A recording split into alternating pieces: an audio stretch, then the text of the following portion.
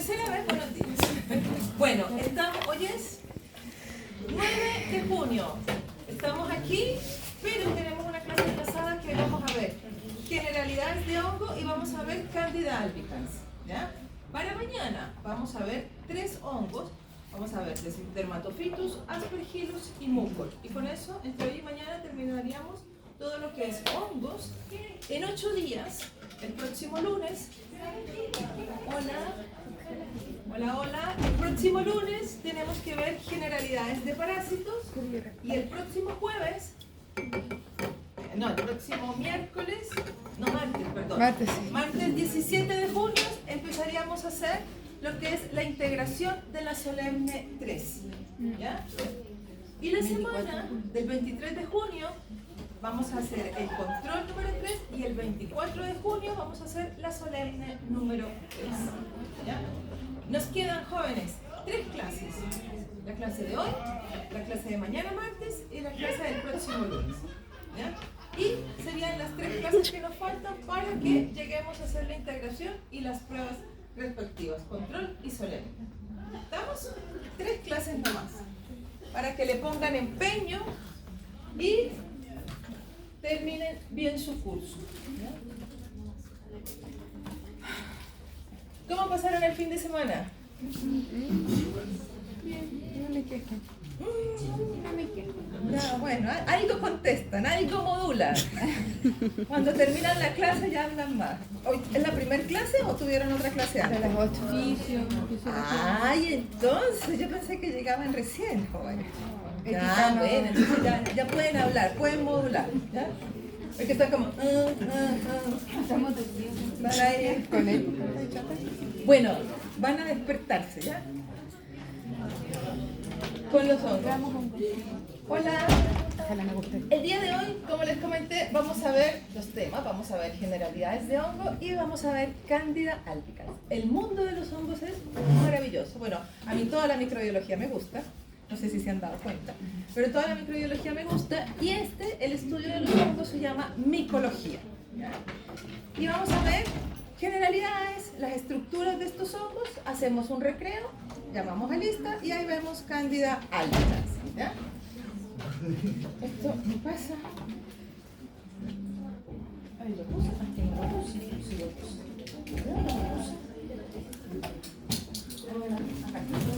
Entonces estamos en la última unidad de nuestro curso, ya estamos viendo adelante. Estamos viendo microorganismos eucariontes, hongos y parásitos, y acá nuestra unidad de aprendizaje es relación a las características estructurales y patogénicas de hongos y parásitos con el desarrollo de infecciones en el ser humano y estrategias de control y prevención. Me parece. ¿Qué vamos a ver el día de hoy? Vamos a ver hongos, vamos a ver las características reproductivas y Candida albicans. Entonces, los hongos... El estudio de los hongos contempla 3 grandes estructuras. Contempla lo que son los hongos filamentosos, las levaduras y las setas, que son los hongos comestibles. ¿Ya? Nosotros nos vamos a enfocar en estos el día de hoy. ¿Quién comió pancito hoy? Todos. Todos. ¿Quién tomó cervecita el fin de semana? 1, 2, 3, ya. ¿Quién tomó yogurcito? Queso. Bueno, en todo eso están metidos los hongos, ¿ya? Así de sencillo. Los hongos son ampliamente distribuidos en la naturaleza, ¿ya? Y podemos encontrarlos en distintos sitios. Pueden producirnos enfermedades. Aquí tenemos distintas patologías producidas por hongos dermatophytos, que es lo que vamos a ver mañana, que afectan pelo, piel y uñas. Por acá tenemos otros hongos que se utilizan en la industria alimenticia para fermentar el pan, las levaduras y producir, aumentar ese tamaño de la masa y producir pan. En la industria láctea se utilizan para fermentar quesos, también se utilizan para producir algunos yogures, para fermentar la cerveza, ¿ya? Producir cerveza, aunque redunde, ¿ya? Y también se utiliza para fermentar el mosto, que es el jugo de las uvas, y producir vino. Entonces son ampliamente utilizados en la industria alimenticia, aunque también son un gran problema en esta misma industria porque contaminan muchos alimentos. Y el otro grupo donde los vamos a encontrar que son las setas comestibles, que algunas pueden ser patógenas, tóxicas, venenosas, como estas que tienen colores llamativos. Estas son morillas, que son comestibles, al igual que los champiñones, y estas son de estas micorrizas que se observan en los troncos o en las cortezas de los árboles. Entonces, estos hongos, como les comenté, son eucariontes, son aerobios, están ampliamente distribuidos en la naturaleza, pueden ser macro o microscópicos, que necesitan materia orgánica preformada para poder alimentarse, y por lo tanto se denominan heterótrofos, ¿ya? La nutrición, por lo general la hacen, producen enzimas, degradan esa sustancia y así se alimentan. Viven en un rango amplio de ambientes, pHs extremos, pHs ácidos, pHs básicos, temperaturas altas, temperaturas bajas, viven dentro de sus refris, en el cajón del pan, así que viven en distintas partes en los ambientes, inclusive en nuestro cuerpo. Pueden producir patologías o micosis a 37 grados, ¿ya? Y son uno de los contaminantes más frecuentes de alimentos y de medios de cultivo. Y aquí lo que tenemos es una imagen donde se observan algunas colonias de hongos filamentosos. Cada una de estas son colonias, son 3 colonias, ¿ya? Que a veces son tan grandes porque producen micelios tan grandes que se logran chocar entre ellos, ¿ya? Como les dije, se pueden nutrir de diferentes formas, ¿ya? Y dependiendo de la forma como se nutren, se van a clasificar, ¿ya? Pero no vamos a entrar en detalle en este punto. En este momento, como les comenté, nos vamos a centrar en estos dos, que son los hongos filamentosos y las levaduras, que son los hongos microscópicos, ¿ya? Las setas nosotros no las vamos a ver, ¿ya? Son comestibles. Entonces, dentro de estos hongos tenemos 2 grandes estructuras, que son los mohos o los hongos filamentosos y las levaduras, ¿ya? Entonces, aquí tenemos, en resumen, estas 2 estructuras. Por aquí tenemos los hongos filamentosos y por acá tenemos las levaduras. Vamos a partir con los hongos filamentosos, ¿ya? Entonces, estos hongos filamentosos, como el nombre dice, son estructuras largas, ¿ya? Son filamentosas y en este caso tenemos, aquí observamos una estructura filamentosa. ¿Cómo está compuesta por dentro? Pueden ser de 2 tipos. Una hifa con divisiones que se llama septada. Esto es un septo, una división. Y cada una de estas es una célula.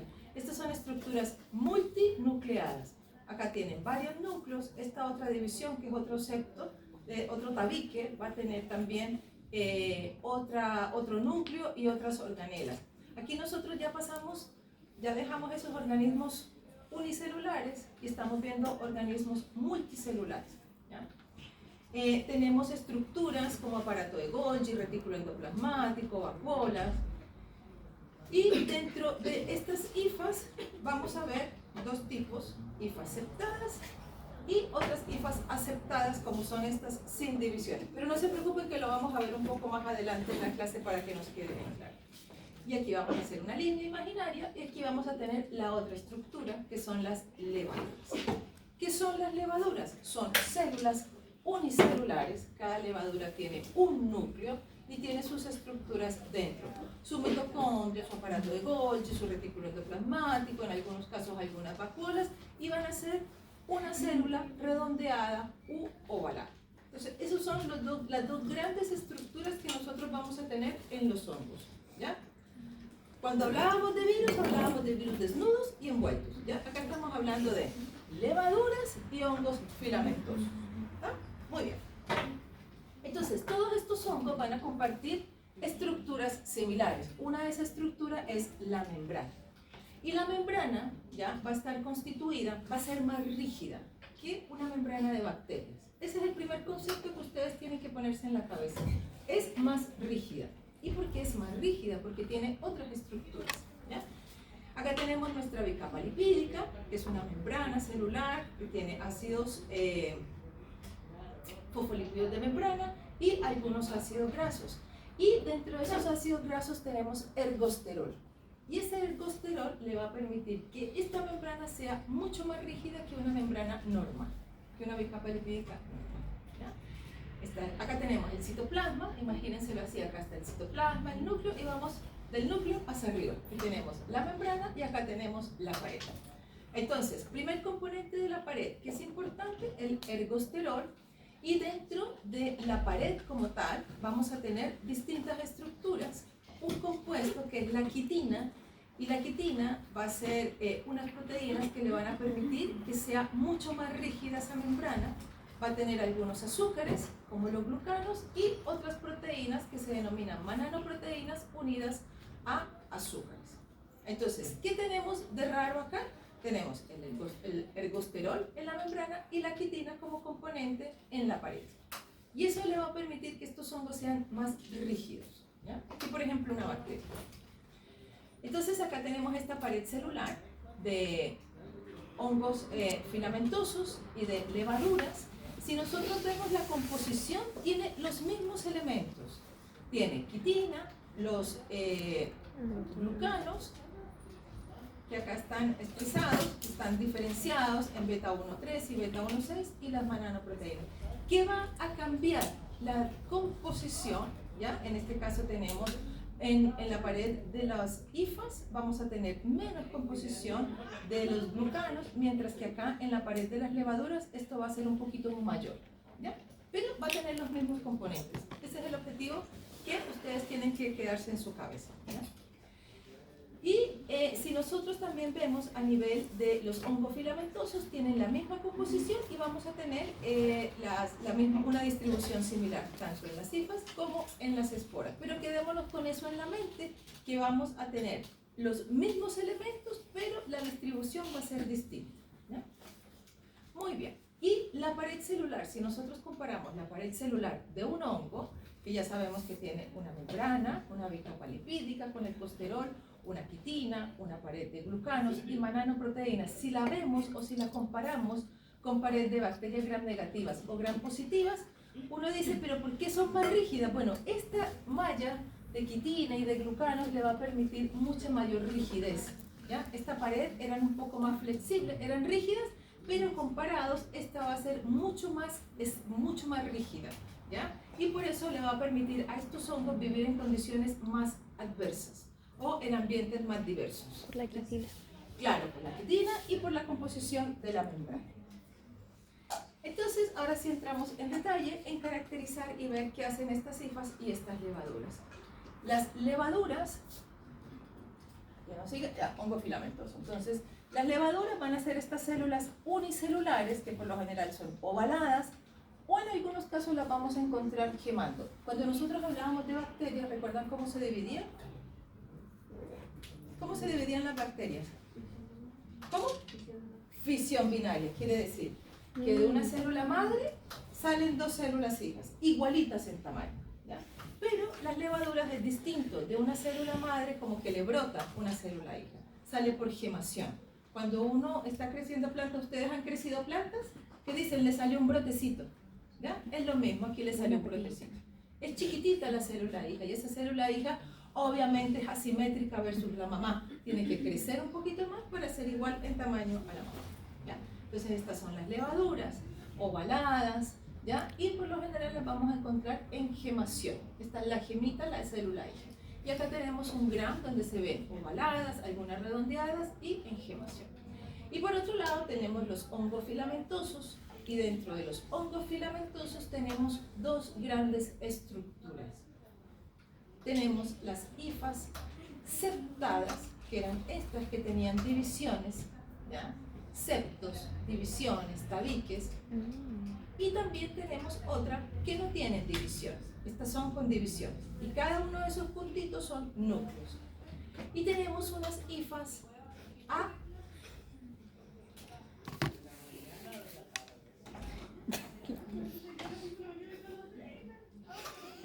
Gracias. Estaban con un cagüín. Bueno, entonces tenemos las hifas septadas. Vamos a ponerle nombre.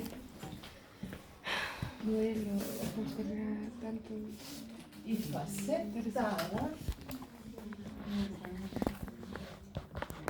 Esto lo vamos a ver en el laboratorio, ¿ya? Estas van a ser más delgaditas, y tienen divisiones.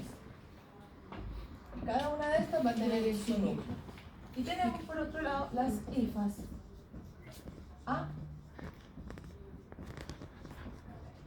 aceptadas, que son sin divisiones. ¿Ven? Y acá tenemos los núcleos. ¿Ven? Esas van a ser las dos grandes estructuras de los hongos filamentosos. Y aquí tenemos una imagen en azul del lactofenol donde vemos hifas aceptadas iguales a estas con divisiones, y estas son hifas aceptadas sin divisiones. ¿No? ¿Dudas? ¿Ninguna? Bueno, dígame. Las aceptadas. Sí, señorita. La C. Y aquí también se ve la C. Entonces ahora vamos a entrar en detalle en estas. ¿Dónde encontramos esto? Y luego vamos a ver las levaduras. Hacemos recreo y vemos Candida albicans. Entonces, los hongos filamentosos son los que van a estar compuestos de hifas. Y esos hongos filamentosos nosotros los podemos encontrar como hifas aceptadas o aceptadas. ¿Ya? ¿Dónde encontramos esos hongos filamentosos? Por lo general crecen a temperatura ambiente, entre 20 a 25 grados, en un país que no tenga estaciones ni que tenga climas extremos. ¿Ya? Que 20 grados sea temperatura ambiente, no 10, como acá. ¿Ya? A eso me refiero. ¿Ya? Por eso cuando ustedes vean temperatura ambiente, los libros les van a aparecer 18, 20 grados, como lo normal. ¿Ya?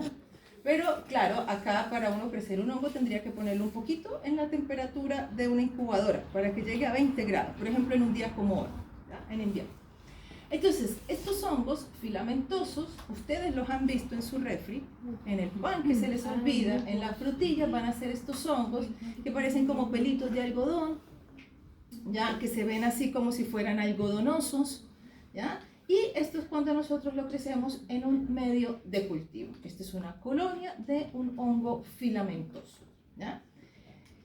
¿Qué más nosotros podemos ver de estos hongos filamentosos? Tienen la particularidad que crecen de forma radial. ¿Qué quiere decir eso? Que estas hifas van a empezar a crecer en el medio de cultivo, van a empezar a crecer como así. Y luego van a empezar a seguirse creciendo. ¿Ya? Desde el centro van a empezar a crecer. Y van a formar algo que yo puedo ver con mi ojo, que es lo que se denomina micelio. Entonces, el micelio va a ser un acúmulo de hifas. Si yo tomo de aquí una muestra y la observo al microscopio, lo que voy a ver van a ser hifas. ¿No? Entonces, adelante, joven. Las hifas es lo que yo veo en el microscopio. Y cuando yo veo un acúmulo de hifas, es lo que yo denomino micelio. ¿Ya? ¿Conocen los fardos de pasto? Ya, es lo mismo. Si yo veo el fardo, digamos que sea como el micelio, que es un acúmulo de paja.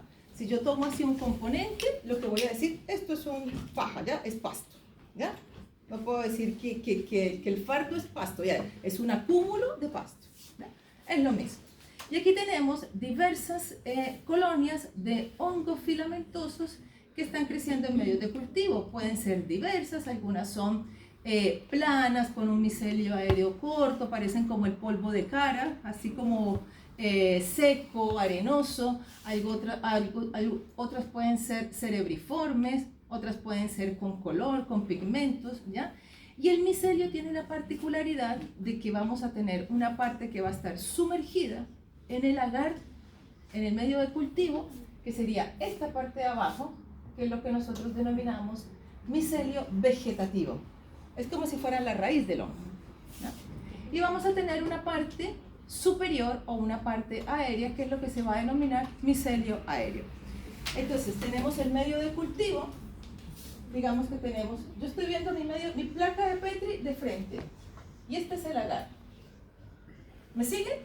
Yo tomé mi placa de Petri y la miro así de frente. Y acá me está creciendo mi micelio, ¿ya? Y acá abajo voy a tener, este va a ser el micelio aéreo y este va a ser el micelio vegetativo, ¿no? Que van a ser como si fueran las raíces del hongo, que es donde se va a tomar los nutrientes del medio de cultivo y va a crecer. ¿Estamos? Muy bien. Entonces, es lo mismo como cuando nos crece en el pancito que se nos olvida en el cajón. Acá nosotros vamos a tener el micelio vegetativo, ¿ya? Dentro del pan, y en la parte superior vamos a tener el micelio aéreo. ¿Para qué le sirve el micelio aéreo? Para reproducirse, ¿ya? Entonces vamos a tener dos tipos de reproducción en los hongos. Vamos a tener una reproducción sexual, que es los denominados hongos perfectos, porque pueden tener un contacto con otro, como hacer match, ¿ya? Entre gametos, como uno femenino, uno masculino, uno alfa, uno beta, unirse, formar un cigoto, y luego ese cigoto va a germinar, ¿ya? Profe, ¿cuál era el micelio aéreo En la superficie, ¿ya? El micelio aéreo. Y también ese micelio aéreo nos va a permitir tener reproducción asexual, ¿ya? Y acá son distintos géneros, los géneros, pero no se lo tienen que aprender, yo se los estoy enseñando ya. Los géneros que tienen reproducción sexual son zigomicota, ascomicota y basidiomicota, mientras que los géneros que hacen reproducción asexual es un solo género, deuteromicota, pero la mayoría de los hongos que nos enferman a nosotros están dentro de este género.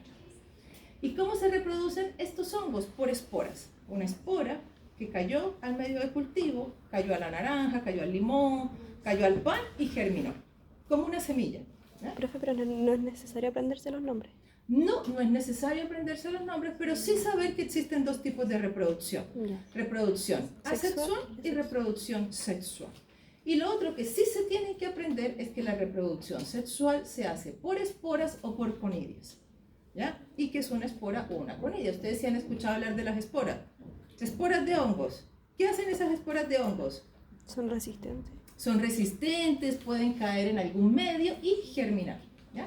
Entonces son esporas que van a estar contenidas en distintas estructuras, que lo vamos a ver más en detalle en el laboratorio, y cuando esto se rompe en hongos aceptados, acá las estructuras son esporangios, y dentro están las esporangiosporas. Esto va a caer en un medio de cultivo, en un tejido, y va a germinar, y va a producir en ese caso una infección, ¿ya? O nos puede producir el crecimiento de un hongo en una frutilla. Y por otro lado tenemos los hongos de este género deuteromicota, en el cual ellos van a reproducirse por conidias. Estas conidias van a caer en el pan y van a producir el crecimiento de estos hongos, ¿ya?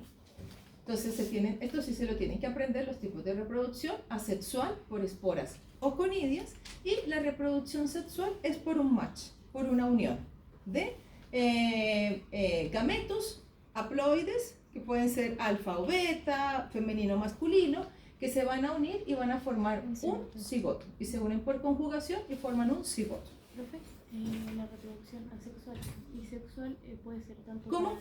La reproducción asexual y sexual puede ser tanto para aceptadas como asexuales. Claro, los hongos, buena tu pregunta, estos hongos que tienen reproducción sexual solo son de este género, ¿ya?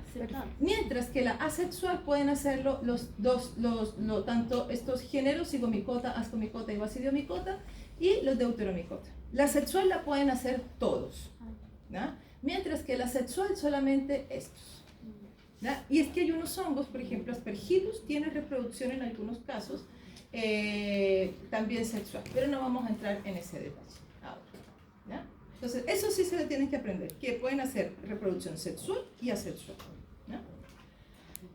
¿Dudas con los hongos filamentosos? Ninguna. Bueno, y ahora entramos en el maravilloso mundo de las levaduras. Estos son hongos unicelulares, la mayoría son ovales, ¿ya?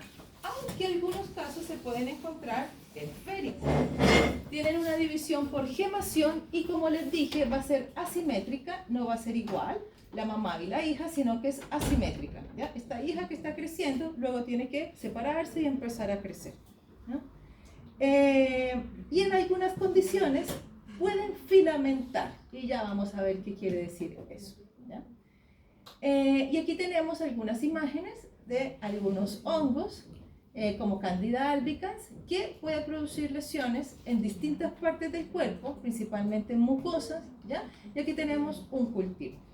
Las levaduras tienen alguna particularidad, y acá en especial Candida albicans, que es el representante, que puede crecer tanto a temperatura ambiente como a 37 grados. Y ya vamos a ver qué quiere decir todo eso, ¿ya? Entonces, cuando estos hongos pueden crecer en estas dos condiciones, se denominan hongos dimórficos, pueden tener dos formas, ¿ya? Normalmente la levadura solita produce por gemación su célula hija, por gemación se divide y produce su célula hija, pero algunas condiciones, ya las vamos a ver, presencia de suero, temperatura, algunos genes especiales, esta levadura puede empezar a filamentar. ¿Qué quiere decir filamentar? Empezar a crecerle un Como micelio. bracitos. Claro, empezar a crecer un micelio y este micelio va a formar una pseudo-hifa porque es de mentiras, ¿ya? Y luego puede formar una hifa mucho más larga. ¿Micelio se llama lo que le crece? El micelio va a ser ese acúmulo de hifas que yo veo macroscópicamente. Que es lo que se va después como prolongar. Claro, las hifas es lo que le va a permitir invadir, ¿ya? Y aquí vemos cómo pueden crecer. Inicialmente pueden crecer por gemación y en algunos casos pueden formar estas pseudo-hifas, ¿ya? Acá tenemos nuestras levaduras. Estas son levaduras con tinción de Gram. Mire que algunas pueden ser ovaladas, están gemando, algunas pueden ser como más redonditas, como estas de acá, y en algunas tienen unas estructuras largas, que son estas pseudo-hifas, ¿ya? Esto es una característica de virulencia, un factor de virulencia de estos hongos que son especialmente Candida albicans. Y aquí tenemos un cultivo. ¿A qué se les parece este cultivo?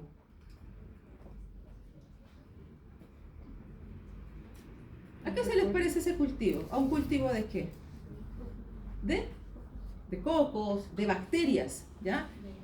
Van a formar colonias redondas, brillantes, en algunos casos mucosas. Entonces, a simple ojo, yo no puedo decir si esto es un hongo o una bacteria.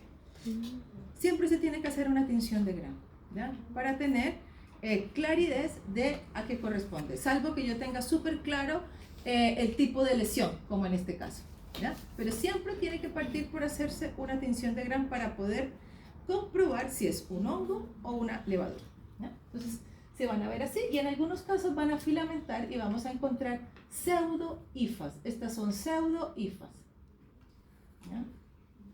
Y esta pseudo-hifa se forma por algo que se llama el tubo germinal, que es cuando empieza a crecer esa levadura. ¿Qué quiere decir eso? Bajo ciertas condiciones, ¿ya? Que es presencia de suero a 37 grados, estas levaduras empiezan a estirarse, empiezan a inducir genes de filamentación, ¿ya? Y producen esa estructura que se llama una pseudo-hifa, o sea, que igual va a estar septada y va a crecer, ¿ya? Entonces aquí tenemos un esquema de cómo esta pseudo-hifa va creciendo y va a formar este crecimiento ya un poco más ramificado. Y esto es un Candida albicans, un cultivo de Candida albicans en suero a 37 grados. Inicialmente esta era la levadura, pero después de una media hora empieza a filamentar y empieza a producir esta estructura larga. Y esto es una prueba diagnóstica de Candida albicans. Solo Candida albicans puede producir tubo germinal y se llama así, tubo germinativo o tubo germinal. Los otros cándidas, tubo germinal negativo. Si yo lo pongo a 37 grados en suero, me va a dar solo levaduras al cabo de media hora, pero Candida albicans va a empezar a formar esta estructura que es larga, que es un tubo germinal. ¿Qué es lo que se denomina dimorfismo? Algunos hongos tienen esa particularidad de que a 37 grados son levaduras y a temperatura ambiente son hifas. ¿Dónde están a 37 grados? ¿Dónde podemos encontrar? ¿Cómo? O sea, infectándonos a nosotros. Cuando nos infectan los hongos a nosotros, producen levaduras. Este es un ejemplo de un hongo que se llama Paracoccidioides brasilensis, que produce una infección pulmonar aguda, crónica, y a temperatura ambiente está en hifas. Lo bueno es que vive en bosques tropicales húmedos. Brasil, Ecuador, Perú, Colombia. Acá no existe.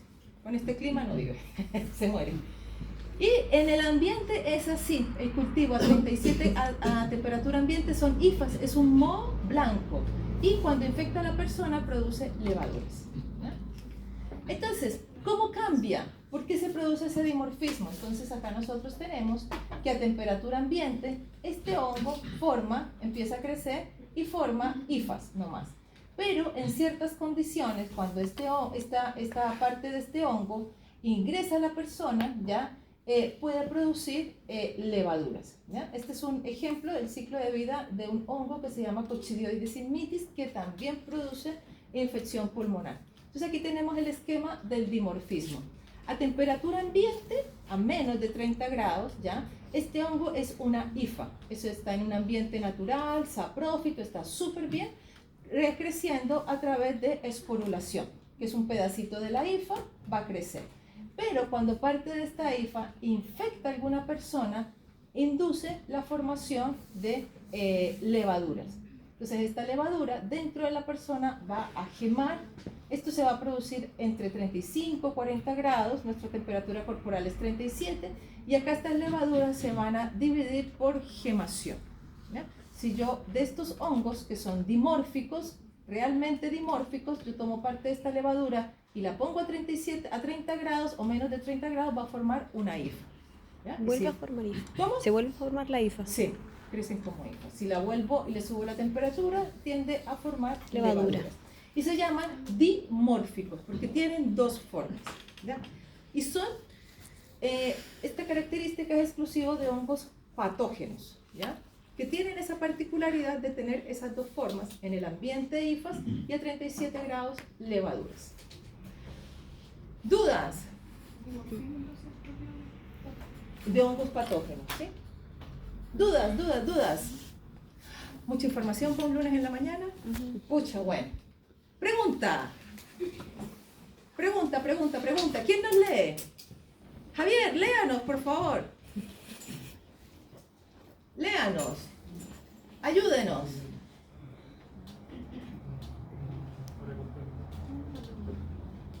Pregunta de examen, ¿no? Para comprender mejor las diferencias entre las membranas celulares de los hongos y de los otros organismos eucariotas, es esencial concentrarse en su componente único, ya que estas diferencias son claves para el desarrollo de tratamientos antifúngicos específicos. Al respecto, ¿qué características diferencian a las membranas celulares de los hongos de las membranas de organismos eucariotas? Ergosterol. Proteínas M, proteínas A, ergosterol, ácido glicólico. ¿Qué nos están diciendo? Analicemos la pregunta. ¿Qué nos están diciendo? Ustedes siempre tienen que leer la pregunta y entender qué les están diciendo, ¿ya? ¿En qué contexto me están hablando a mí? Me dicen que hay membranas de hongos y otros eucariontes, ¿ya? Otros eucariontes que tienen algunos componentes y algunas diferencias, ¿ya? Y me habla de que hay algunas diferencias en las membranas celulares de hongos, de los otros organismos eucariontes. Entonces mi mente se tiene que ir a esa membrana. ¿Qué tiene esa membrana que está presente en los hongos y que es diferente de otro organismo eucarionte? ¿Ya? Entonces me dicen A, proteína M. ¿Se acuerdan dónde estaba esa proteína M? En bacterias, ¿ya? En Streptopiógenes, que no es un organismo eucarionte, ¿ya? Procarionte. Lípido A, ¿recuerdan dónde estaba? En la pared de bacterias gram negativas. También es un procarionte, nada que ver de eucariontes, ¿ya? Ergosterol, ¿dónde está el ergosterol? En la membrana de los hongos, en este caso los que vimos. Y los ácidos micólicos, ¿recuerdan dónde estaban los ácidos micólicos? Los vi. En la pared de micobacterias. Entonces nos mostraban 3 bacterias y un organismo eucarionte, ¿ya? Solamente de los organismos eucariontes que tienen alguna característica especial en la membrana, el componente es el ergosterol. Entonces acá la respuesta correcta era ergosterol. ¿Dudas? Bueno, preguntas. Bueno, ahora vamos a hacer un pequeñito, pero pequeñito recreo para que entremos en el maravilloso mundo de las micosis y veamos Candida albicans, ¿ya? Yo voy a tomar té. ¿Dónde está mi pasador de dedo? Las enfermedades producidas por hongos se llaman micosis, ¿ya? Producidas por hongos microscópicos. Y esas enfermedades en algunos casos van a denominarse según el sitio donde invaden, ejemplo, onicomicosis, o también pueden llamarse partiendo por el nombre del hongo coccidioidomicosis, ¿ya? Este es producido por Coccidioides immitis. Algunos hongos, ¿ya?, pueden producir infecciones con algunas condiciones, ¿ya? Esos van a ser los hongos endógenos, ¿ya? En el cual van a producir como infecciones. En este caso son hongos que necesitan alguna condición. Y también como los hongos como Candida albicans, o hay otros que van a vivir dentro de nuestro cuerpo, por ejemplo el hongo que nos produce la infección en el pulmón, en la vagina, en vasos sanguíneos, van a ser hongos endógenos, y hay otros que van a denominarse exógenos, que van a vivir como fuera, nos pueden producir infección en pelo, piel, uñas, ¿ya? Y hay otros que se van a denominar oportunistas, necesitan siempre una oportunidad, una chance, algo que pase que disminuya la respuesta inmune y que ellos puedan crecer, ¿ya? Y algunos hongos pueden obtenerse por vía aérea y otros por vía cutánea. Y esta es una tabla que ustedes no se la tienen que aprender, pero el objetivo es que nosotros podamos clasificar las micosis, y se clasifican en 4 grandes grupos, ¿ya? Micosis superficiales, que producen infecciones en pelo y piel, ¿ya? Acá tenemos ejemplo: piedra negra, piedra blanca, tiña negra, pitiriasis versicolor, ¿ya? Tenemos los hongos que producen micosis en tejido cutáneo, pelo, piel y uñas, y también en infecciones subcutáneas. Acá tenemos el gran representante, que son los dermatofitos, tenemos las tiñas, y esto lo vamos a ver mañana, y tenemos algunos hongos que producen infecciones profundas, micosis profundas o micosis endémicas. Algunos libros las llaman micosis profundas porque producen infecciones en tejidos o en órganos blancos. Órgano blanco, pulmón, ¿ya? Y de ahí se pueden ir a cualquier parte del cuerpo. Y por otro lado tenemos las micosis oportunistas. Acá tenemos varios géneros: aspergillus, que los vamos a ver mañana, cándida, que lo vamos a ver ahora, y mucormicosis, ¿ya? Pero son los 4 grandes grupos en cómo se clasifican las micosis: micosis superficiales, cutáneas y subcutáneas, endémicas o profundas, y micosis oportunistas, ¿ya? Algunos hongos necesitan algún tejido o algún órgano blanco, ¿ya? Y eso es lo que nosotros denominamos tropismo, al igual que en los virus, ¿ya? Siempre van a irse a un tejido en el cual hay un receptor específico que les permite producir la infección. Los dermatofitos, que lo vamos a ver mañana, les gustan los tejidos con queratina. Entonces, pelo, piel y uñas es donde ellos van a afectar. Hay otro como Cryptococcus neoformans, que es una levadura que tiene receptores en el tejido nervioso, ¿ya? Entonces va a producir enfermedades en el tejido nervioso tipo encefalitis, meningitis. Y hay otras como estas infecciones sistémicas: blastomicosis, histoplasmosis, coccidioidomicosis y paracoccidioidomicosis, que su órgano blanco es el pulmón, ¿ya? Entonces, algunas tienen un tropismo y un receptor específico que están en esos órganos, ¿ya? Y por lo tanto van a producir enfermedad en ciertos órganos principalmente, ¿ya? Entonces, de los 4 grandes grupos que nosotros tenemos de micosis, superficiales, subcutáneas, sistémicas o profundas, tenemos las oportunistas. Y nosotros vamos a ver hongos que producen enfermedades oportunistas, ¿ya? El día de hoy vamos a ver cándida, mañana vamos a ver aspergillus, mucormucosis y un hongo que nos produce infecciones subcutáneas, ¿ya? Ya, tenemos tiempo. Entonces, las infecciones oportunistas necesitan siempre algo, ¿ya? Y ese algo va a ser una condición o un factor de riesgo de nuestro paciente. La edad, extremos de la vida, van a ser uno de los principales factores de riesgo. El bebé prematuro de menos de 1 kilo, menos de 500 gramos, con cardiopatías, con alguna condición. O el abuelito postrado, ya más de 80 años, van a ser como esos extremos que también le gustan mucho a los hongos. Enfermedades concomitantes como diabetes mellitus, ya esa alta concentración de azúcar en la sangre también disminuye mucho la respuesta inmune. Infecciones como el VIH, que van a producir inmunodeficiencia, entonces por ende el sistema inmune no va a responder frente a este tipo de infecciones. El uso de corticoides que bajan la respuesta inmune, entonces obviamente va a ser mucho más fácil poder producir una infección. Esto se va a presentar en pacientes que sean trasplantados, en pacientes que tengan alguna patología oncológica, que necesitan disminuir la respuesta inmune, pero son propensos de sufrir este tipo de infecciones. Uso de antibióticos que nos bajan la microbiota, y si hay alguna levadura que hace parte de microbiota, empieza a crecer solita, ¿ya? Uso de quimioterapias o radioterapias también nos va a afectar la microbiota, nos va a afectar la respuesta inmune y va a ser blanco de este tipo de infecciones. Trasplante de órganos por el uso concomitante de corticoides, ¿ya? Y cirugías, pero cirugías mayores, en el cual hacer una profilaxis prolongada para evitar contaminación.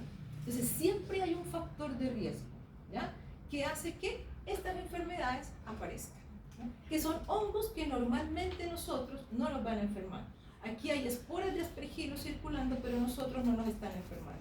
Distinto a un paciente oncológico que va a tener que andar con protección para evitar que esas esporas lo enfermen, ¿ya? Entonces, dentro de las micosis oportunistas tenemos la lady, la reina, ¿ya? La más power.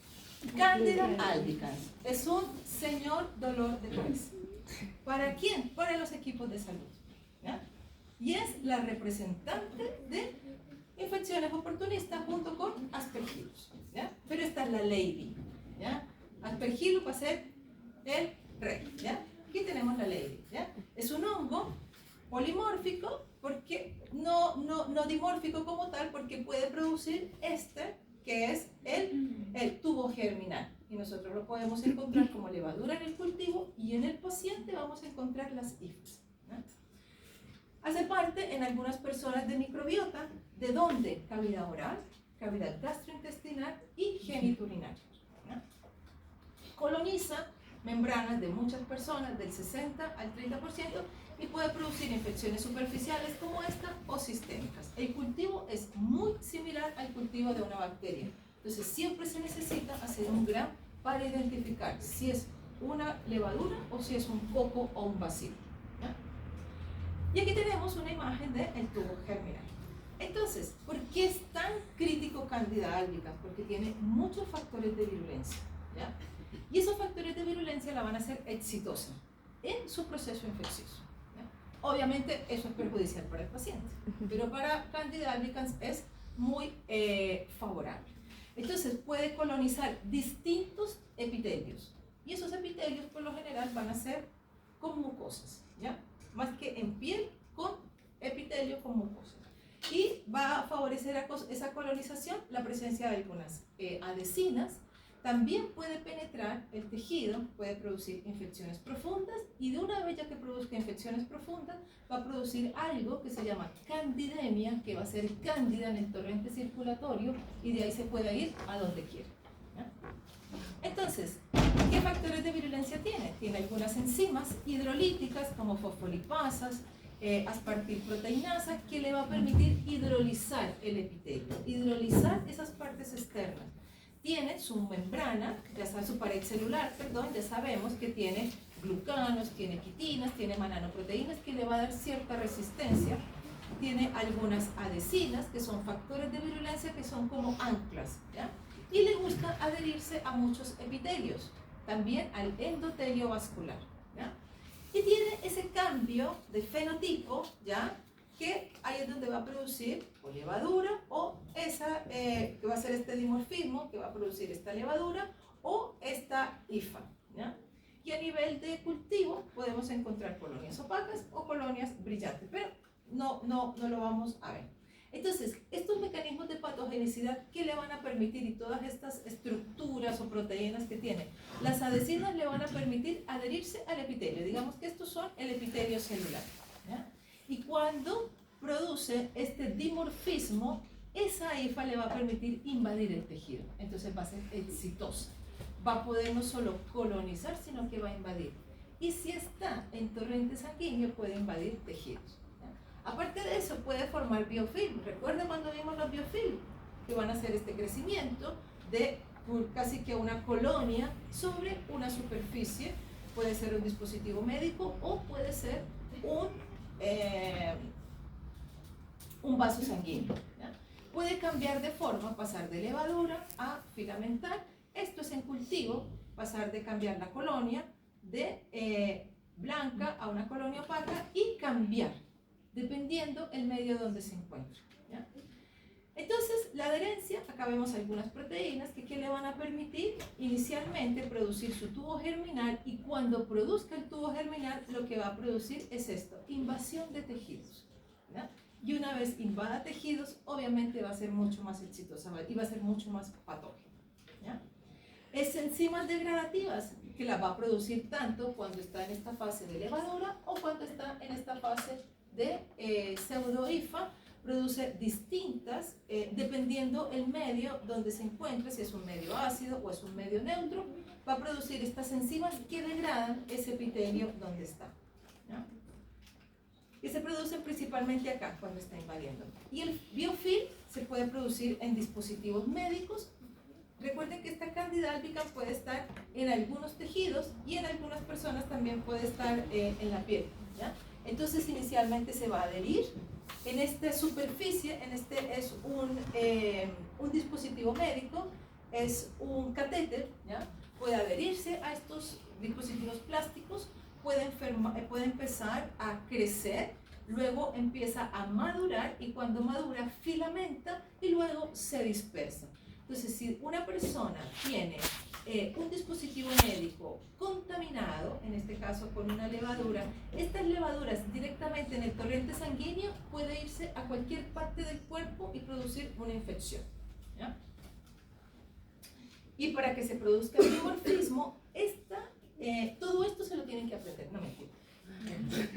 Estos son los genes que se producen normalmente cuando están en levadura, en esa forma ovalada o redondeada, ¿ya? Pero cuando esta Candida albicans está en ciertas condiciones, que son una temperatura a 37 grados, presencia de suero fisiológico, ¿ya? Suero humano, un pH 7 y una presión de CO2 de 5.5, se tienden a inducir los genes de filamentación, ¿ya? Cuando estas condiciones no están presentes, la temperatura es baja, el pH es ácido, no hay suero, ¿ya? Y en algunos casos hay presencia de glucosa, estos genes no se activan, se activan los genes de formación de levadura. Entonces hay ciertas condiciones que inducen la formación de las hifas, ¿ya? Y eso se da 37 grados, presencia de suero y pH 7 cuando nos están invadiendo, ¿no? Entonces, en cultivo, ¿qué voy a ver yo? Levaduras. Siempre en cultivo voy a ver levaduras. Pero cuando se toma una muestra de un paciente, ¿ya? Se van a ver las pseudo-hifas. Las pseudo-hifas tampoco se forman en el cultivo. Porque en el cultivo no voy a tener suero, ¿ya? Puedo tener la temperatura, pero no la formación de suero. Siempre se necesitan estas condiciones para que se induzca la expresión de los genes de filamentación. ¿Profe? Dígame. Me confunde así porque en el lado que dice forma de levadura dice 37 grados. Ah, claro, es que acá estos genes, ya, lo que está en rojo, ya, es lo que se va a producir para que estos genes induzcan la formación de levadura. ¿Ya? Esto es lo que está en rojo, por ejemplo, la presencia de 37 grados, CO2, un pH como más alcalino, digamos 7, es lo que va a inducir a estos genes de acá, por eso les dije que no se los tenían que aprender, iniciar esta cascada de señalización y hacer que estos genes induzcan la formación de, inclusive la presencia de suero, la formación de la filamentación. Y en caso contrario se da la vía azul, ¿ya? Eso sí, más dudas. ¿Ninguna? Bueno, y acá esto es lo que nos da cuando una vez coloniza, se adhiere como en la superficie del epitelio a través de adhesinas, pero cuando ya se produce la invasión, induce la formación de estas hifas. Y eso le va a permitir alcanzar o atravesar esta capa basal y llegar inclusive a un tejido celular subcutáneo o avanzar mucho más y llegar directamente hasta la sangre. Entonces, ¿qué le va a permitir? Invadir, ¿ya? Es un factor de virulencia. Obviamente estas Candida albicans por eso son tan patógenas y por eso pueden invadir distintos tejidos, pueden producir infecciones locales o pueden producir infecciones profundas e infecciones sistémicas. Por eso es un gran dolor de cabeza, porque puede producir, dependiendo de qué factores de virulencia se estén expresando o qué condición tenga el paciente, puede producir una infección leve o una infección más severa o una infección grave. ¿Ya? Las enfermedades producidas por cándida se llaman candidosis, ¿ya? Y pueden ser distintos tipos de infecciones. Como les dije, pueden ser infecciones localizadas en la piel, ¿ya? En este caso son en los pliegues, que se presentan mucho en personas que tienen mucha piel o ya son obesas, y entre el pliegue ya se les acumula humedad, no se secan bien, y ahí es donde se producen este tipo de lesiones. Entonces pueden producir infecciones cutáneas en los pliegues grandes, pliegues pequeños o en las mucosas. ¿Y en qué parte de las mucosas? Mucosa bucal, que ya lo vamos a ver con ustedes, estomatitis, glositis, queilitis, en la mucosa digestiva, desde esófago hasta gastritis, ¿ya? Inclusive peritoneal o perianal, y vaginitis y balanitis, ¿ya? También hace parte de microbiota de la vagina.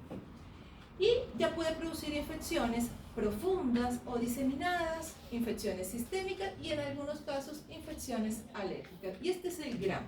Siempre que nosotros tengamos este tipo de lesiones vamos a ver cándida con pseudo-ifes, ¿ya? Y nos va también a hablar de que está siendo un proceso infeccioso, ¿no?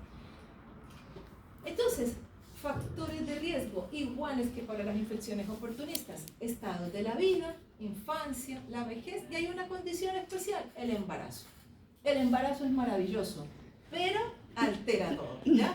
Como se produce una inmunomodulación, el sistema inmune disminuye, para evitar atacar al bebé se pueden presentar infecciones, ¿ya? Que son difíciles de manejar. Factores locales: humedad, presencia de prótesis, heridas, ¿ya? Algunas enfermedades metabólicas, diabetes, obesidad, insuficiencias cardíacas, tiroides, enfermedades debilitantes como neoplásicas o VIH, tratamientos hormonales con corticoides o intervenciones quirúrgicas que le obliguen a tomar profilaxis. ¿Y qué es lo importante? Bueno, que puede producir obviamente distintos casos clínicos: infecciones en pliegues, ¿ya? Infecciones en mucosa, también en este caso es una esofagitis, infecciones en las uñas, ¿ya? Y infecciones en las que nos vamos a centrar, que es la candidiasis oral, que es lo que les va a competir a ustedes, ¿ya? Es producida principalmente por Candida albicans, pero también pueden aparecer otro tipo de cándida produciendo candidiasis oral: glabrata, tropicalis, cruceis, paracilopsis, ¿ya? ¿Qué va a ser esta candidiasis? Va a ser la infección oral, o también se denomina muguet, causada en la boca, lengua, inclusive esófago, ¿ya? Producido por hongos de este tipo. Y siempre el paciente va a tener una condición, ¿ya? Que hace que su sistema inmune sea debilitado. Muchos pacientes con VIH debutan con candidiasis oral y no saben por qué tienen candidiasis oral y van a ir donde ustedes, ¿ya? Entonces muchas veces es el inicio de una patología, ¿ya? Entonces ustedes tienen que tener buen ojo para que puedan derivar oportunamente a su paciente y encuentren la causa, ¿ya? Siempre va a ser la causa de algo. Factores de riesgo: entonces algunos factores microbianos, ¿ya? Presencia de biofilm, factores de virulencia de cándida, factores del hospedero, ¿ya? Que tengamos disminución de la respuesta inmune. Cuando hay serostomía, que hay disminución de la saliva, también pueden ser un factor de riesgo para producir cándida. Algún factor predisponente: enfermedades concomitantes, baja higiene oral, la edad, y algunos factores terapéuticos como el uso de algunos medicamentos, ¿ya? ¿Qué va a tener el paciente? ¿Por qué va a consultar? Porque tiene placas blanquecinas en la boca, porque le duele al tragar, al masticar, tiene algunos sangrados en las encías, tiene pérdida del gusto y siente como algunas cositas en la lengua, pastosidad, ¿ya? Entonces pueden producirse distintos cuadros de candidiosis oral. Señorita. Profe, usted dijo una palabra, ¿era concomitante? Concomitante, que va unido. Ya. Algo, ¿ya? Las lesiones pueden ser desde lesiones, placas blanquecinas separadas en la, como les mostraba acá, en la lengua y en las paredes de la boca también. En algunos casos en los pliegues, acá ya tenemos también afectación de la piel Y la colonización de la lengua puede ser en glositis, ya como una región, o toda la parte de la lengua, o en las encías. Entonces, siempre este tipo de lesiones son el inicio de una patología de base.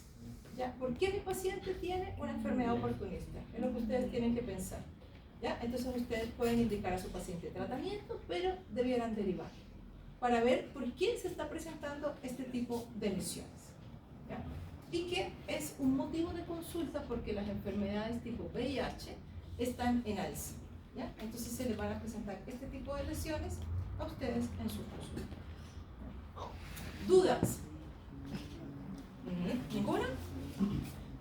Tratamiento, inicialmente con fluconazol, pero también hay otras medidas que se pueden agregar, ¿ya?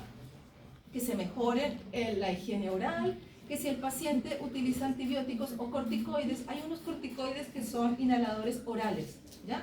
Entonces, ¿qué puede hacer? Para evitar que se disminuya la respuesta inmune, enjuagarse la boca después de que utilice el corticoide, ¿ya? Reducir la ingesta de azúcar, si usa prótesis dentales, limpiar las prótesis antes de ponerse, ¿ya? Porque es que esas prótesis también se pueden colonizar con cándida. Recuerden que forma biofilm. Entonces, si yo tengo una prótesis con biofilm y me la pongo, pues me estoy traspasando los hongos de la prótesis a la boca, ¿ya? Utilizar, si hay alguna condición que te produzca la boca seca, entonces favorecer la ingesta o la hidratación, y en cambios hormonales siempre, en el caso de ustedes, remitir al médico, ¿ya? Si es en alguna condición por embarazo, ¿ya? ¿Dudas, estimados? Profe, ¿y esos pacientes pueden contagiar? Esos pacientes, muy buena tu pregunta, si hay alguna condición del otro paciente, porque esto es una enfermedad oportunista, ¿ya? Entonces, si el otro paciente tiene alguna condición que le favorezca la adquisición de esta enfermedad, sí. Pero si el otro paciente no tiene alteración de su sistema inmune, esas cándidas no lo van a afectar, ¿ya? ¿Dudas? ¿Ninguna? Bueno, les traje una preguntita, ya vamos a terminar. Candida albicans es un hongo comensal oportunista que puede colonizar mucosas de ciertas condiciones y producir infecciones superficiales y sistémicas. ¿Qué mecanismo de patogenicidad tiene este hongo que se asocia al desarrollo de infecciones? Presencia de quitina en la pared celular, activación de la gemación, crecimiento a 25 grados o dimorfismo. ¿Por qué es más patógena Candida albicans? ¿Y por qué puede producir este tipo de enfermedades? Crecimiento 25. ¿Y eso cómo se llama en estas opciones? A, B, C, D. ¿Quién vota por la A? ¿La presencia de quitina hace que sea un mecanismo de patogenicidad? No, es parte de su pared. La activación de la gemación no es el mecanismo en el cual se reproduce. El crecimiento a 25 grados. No, yo creo que no. El dimorfismo, el cambio de forma, hace que sea un mecanismo de patogenicidad. Y les dejé, esto es repasito, algunos factores desarrollados, factores de riesgo y factores sistémicos. Para que repasen. Profe, ¿Dudas? la guía. Les voy a subir una guía para que estudien.